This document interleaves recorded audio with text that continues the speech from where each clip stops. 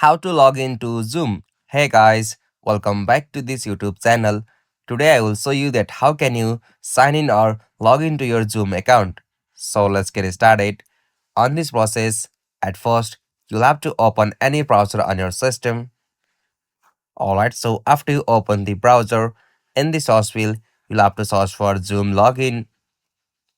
Alright, so after you search it, you can easily find the official site of Zoom like zoom.us. So simply tap on that sign in option.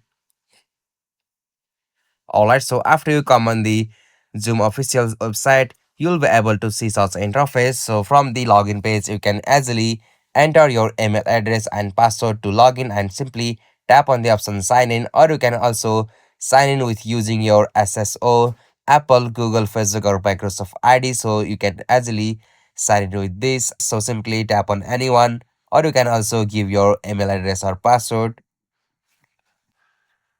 Alright, so after you use any platform or enter your email and password, you can easily log in or sign into your Zoom account on your system. So this is the easiest and simplest method. Hope you found this video helpful to you, and please don't forget to subscribe our YouTube channel for more quick and short tutorial like this. Thank you for watching this video. Have a nice day.